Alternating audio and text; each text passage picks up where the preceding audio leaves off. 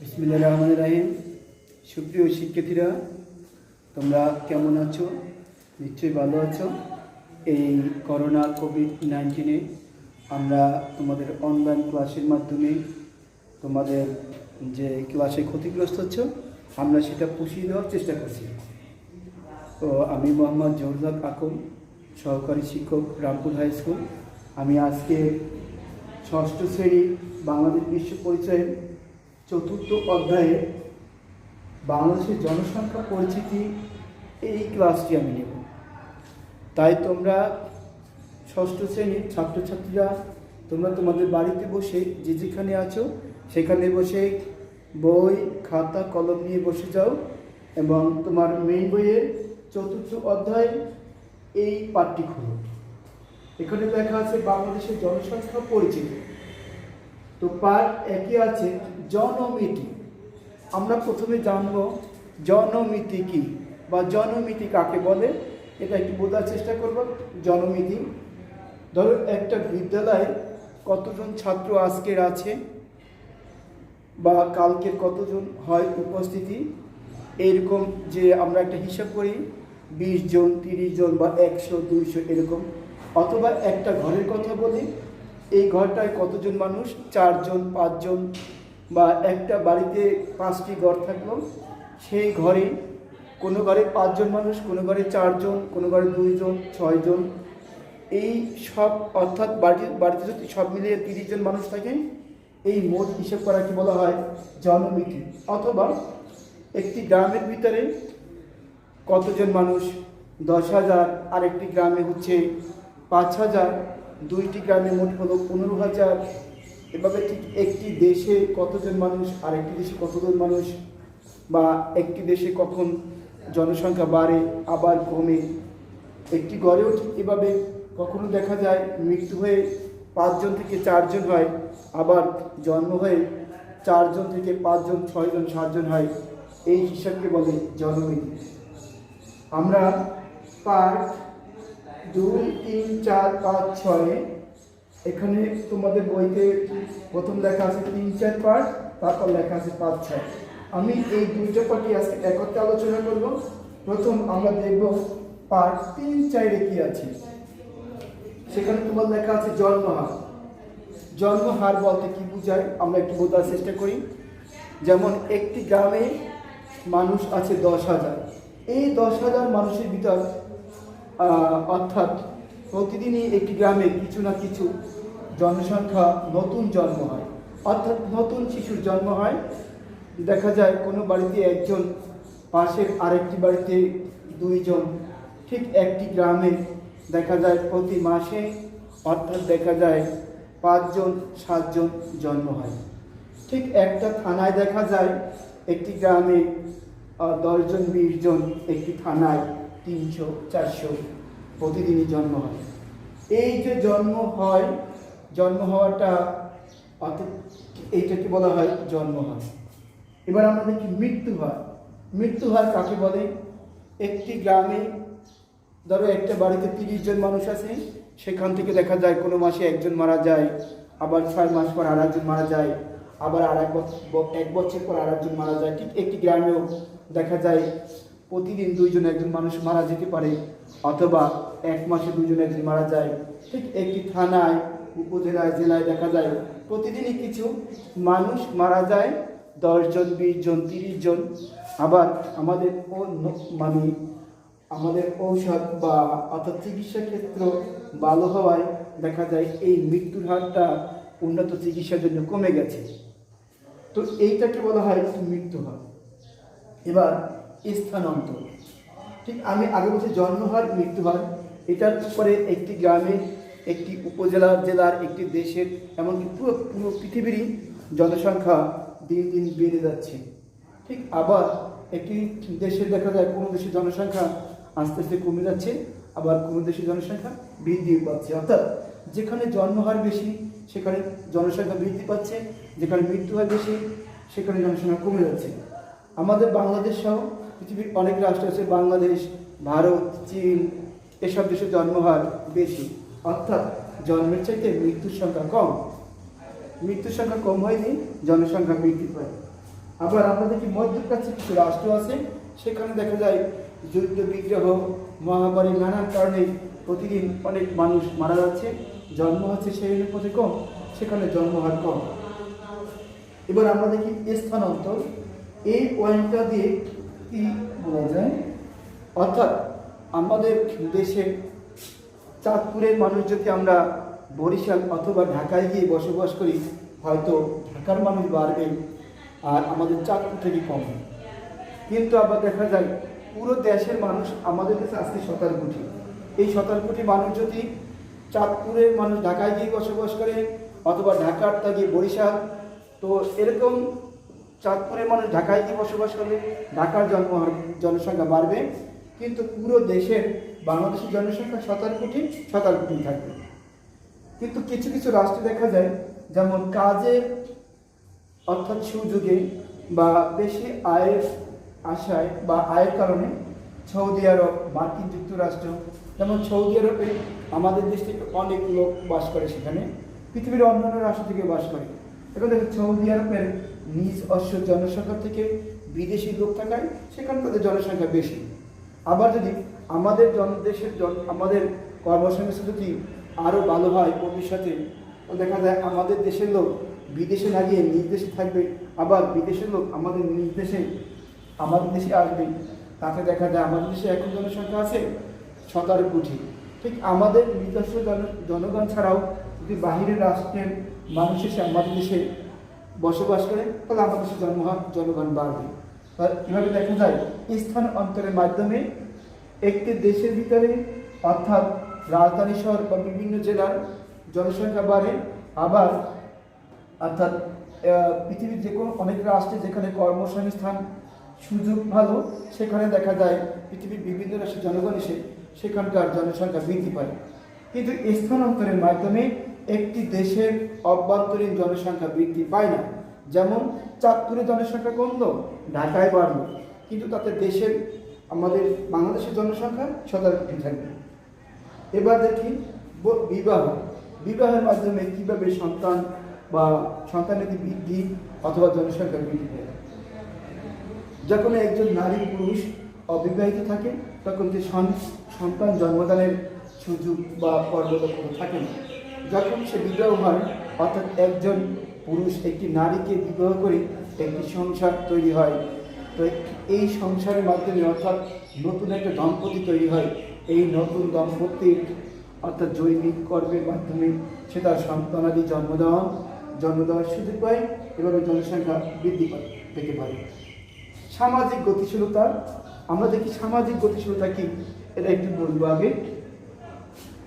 সামাজিক গতিশীলতা এটা হচ্ছে আমাদের বাংলাদেশে প্রায় 68,000 গ্রাম আছে।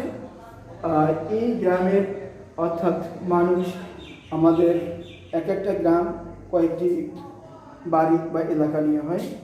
এই প্রত্যেকটা গ্রামে বা এলাকায় অর্থাৎ তাদের সামাজিক স্থিতিশীলতা বজায় রেখে সেখানে মানুষ চলাফেরা, দৈনন্দিন জীবনযাপন ইত্যাদি করে থাকে।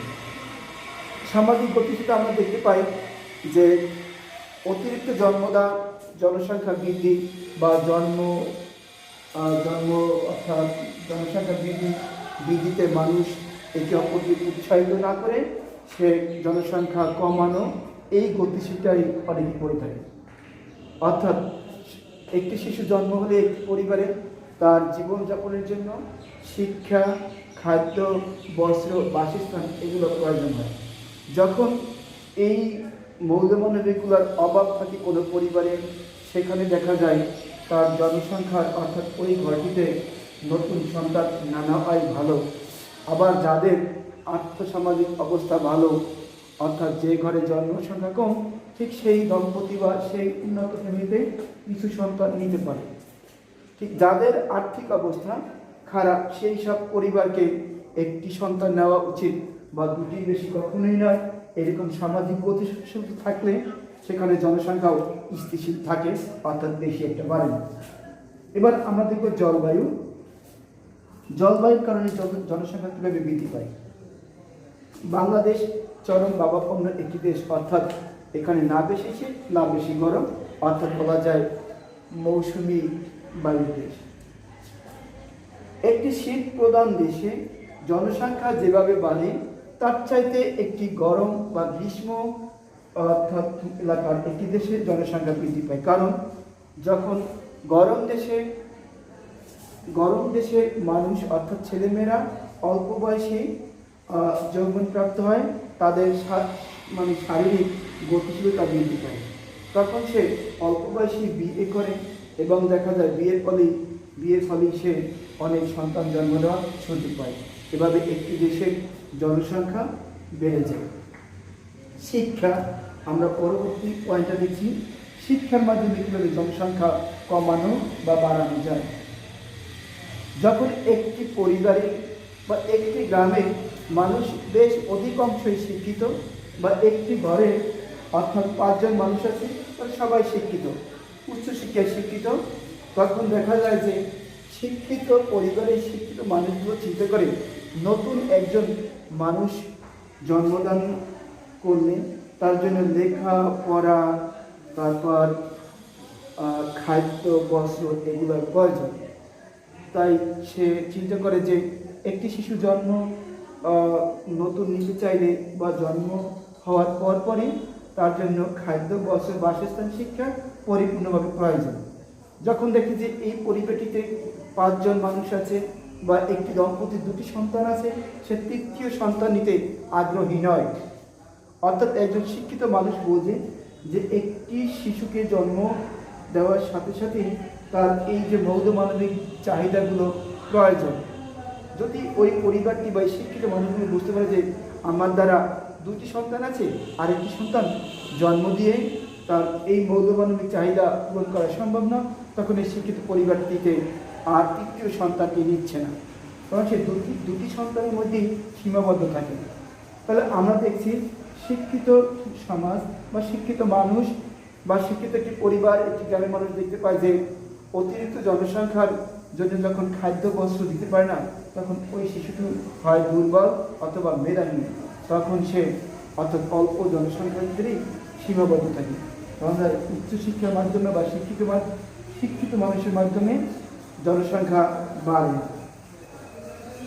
বাল্য বিবাহ, আগে আমরা বুঝবো বাল্য বিবাহ কি, তারপর দেখবো বাল্য বিবাহের মাধ্যমে কীভাবে জনসংখ্যা বৃদ্ধি পায়।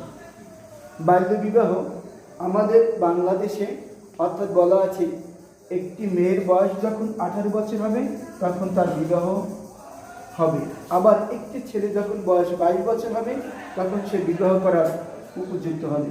কিন্তু আমরা দেখতে পাচ্ছি যে আমাদের বাংলাদেশের মেয়েরা 13, 14, এমনকি 12 বা 15 বছর বয়সে বিয়ে হয়ে থাকে। আবার একটি ছেলে 21 বছর বা 22 বছর হওয়ার আগে 19-20 বিবাহ করে ফেলে।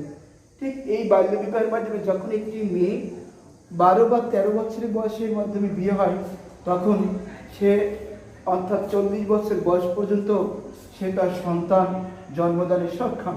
তাহলে দেখা যায় এই প্রায় অর্থাৎ 22-23 বছরে সে যদি প্রতি 2 বছর পর পর একটি সন্তান নেয়, তাহলে 10-11টা সন্তান হয়ে যাবে। অর্থাৎ বাল্য বিবাহের মাধ্যমে একজন নারী তার 10-12টা বা তার চাইতে বেশি বা 7-8টা সন্তান নিতে পারে। এভাবে অর্থাৎ নিচ্ছেও। দেখো বাল্য বিবাহে যারা করে তারা আমরা দেখতে পাচ্ছি আমাদের দেশে অধিকাংশ তারা গরিব বা দারিদ্র। এই গরিব মানুষেরা তার জন্ম নিয়ন্ত্রণ সম্পর্কে অর্থাৎ ভালো বুঝে না। তারা মনে করে যে যদি আমাদের পরিবারে যত ছেলে সন্তান হবে তত আমাদের অর্থনৈতিক অবস্থা ভালো হবে, কিন্তু তাদের এই চিন্তাটা ভুল। অর্থাৎ বাল্য বিবাহের মাধ্যমে অধিক সময় পায় একটি দম্পতি তো সন্তান জন্ম দেওয়ার, তাই এই বাল্য বিবাহের মাধ্যমে দেশে অনেক জনসংখ্যা বৃদ্ধি পেয়ে থাকে। এরপর দেখব বহু বিবাহ কি। আগে আমরা জানবো বহু বিবাহ কি, তারপর বহু বিবাহের মাধ্যমে কীভাবে জনসংখ্যা বৃদ্ধি হয়। অর্থাৎ বহু বিবাহ হচ্ছে একটি পুরুষ 2টি, 3টি, 4টি, 5টি বিয়ে করে থাকে, অর্থাৎ একের অধিক স্ত্রী তার একই সময় থাকে। আমাদের বাংলাদেশে এখনো কিছু লোক আছে যে তাদের একই সময় একই সাথে 3-4টি বিয়ে করে থাকে। তো এই 3-4টি বিয়ে করার জন্য তার 4টি সংসার হয়।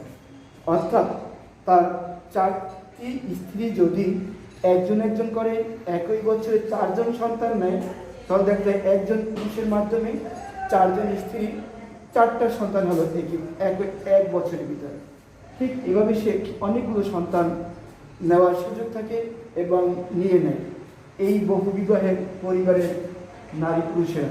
তাহলে দেখা যায় বহুবিবাহ একজন পুরুষের তার 3-4জন স্ত্রীর মাধ্যমে সে 5 বা 10 বছরের মাধ্যমে মধ্যে সে 25 থেকে 30টা সন্তান নিয়ে থাকে। এভাবে আমাদের দেশের অনেক জনসংখ্যা বৃদ্ধি পায়। আমরা এরপর দেখব দারিদ্রতা। দারিদ্রতার মাধ্যমে কীভাবে আমাদের জনসংখ্যা বৃদ্ধি পায় আমাদের দেশে। দারিদ্রতা হচ্ছে আমাদের দেশের অর্থাৎ বাংলাদেশের প্রত্যেকটি মানুষ যখন তার নিত্যদিনের যে অর্থনৈতিক প্রয়োজন সেইটুকু সে মিটাইতে পারে না, তখন আমরা তাকে দারিদ্রতার মধ্যে ধরি বা চরম দারিদ্রতা বলে থাকি। চরম দারিদ্রতা হচ্ছে একজন মানুষের প্রত্যেক দিনের তার খাওয়া দাওয়ার যে খরচটুকু, অর্থাৎ একজন মানুষের দেখতে পাই একটা পরিবারের অর্থাৎ 400 বা 500 টাকার খাওয়া দাওয়া এবং ঔষধ সামগ্রী ইত্যাদি খরচের জন্য প্রয়োজন হয়। যখন ওই লোকটি কোনো কাজ থাকে না অথবা অল্প মূল্যে কাজ করে থাকে, অর্থাৎ এই দারিদ্র বা চরম দারিদ্র্যের পরিবারের সদস্যরা প্রতিদিন আয় করে 100 বা 150 টাকা, অথবা কোনোদিন তার আয় রোজগার থাকে না। তো এই ধরনের লোকেরা হচ্ছে দারিদ্র বা চরম দারিদ্র। এই চরম দারিদ্র বা দারিদ্র্যের শ্রেণীর লোকেরা চিন্তা করে, যদি আমার 5টা ছেলে হয় তাহলে আর 10 বছর বা 15 বছর পরে, অর্থাৎ আমি যখন বৃদ্ধ হয়ে যাব, তখন এই আমার ছেলে সন্তানেরা একজনে যদি 500 টাকা ইনকাম করে, 5 জনের 2500 টাকা হবে। তাহলে আমি তখন মহাসুখী থাকতে পারবো এবং আমার আর্থিক অবস্থা অনেক ভালো হয়ে যাবে। এই দারিদ্রতার চিন্তার কারণে, অর্থাৎ তার নেতিবাচক চিন্তার কারণে সে অনেক সন্তান নিয়ে থাকে। এভাবে আমাদের বাংলাদেশে এখনও 30% মানুষ দারিদ্র বা চরম দারিদ্রতার নিচে বসবাস করে। তাদেরই দেখা যায় সন্তানাদি বেশি হয় এবং আমাদের বাংলাদেশে এজন্য অনেক জনসংখ্যা দিন দিন বৃদ্ধি পাচ্ছে। তাহলে আমরা এতক্ষণ যা পড়লাম এই 2টি পার্টের, অর্থাৎ পার্ট 1 এবং পার্ট 3, 3টি পার্ট মোট 2, 3, 4 এবং 5, 6। এ থেকে দেখলাম যে কীভাবে জনসংখ্যা বৃদ্ধি পায়।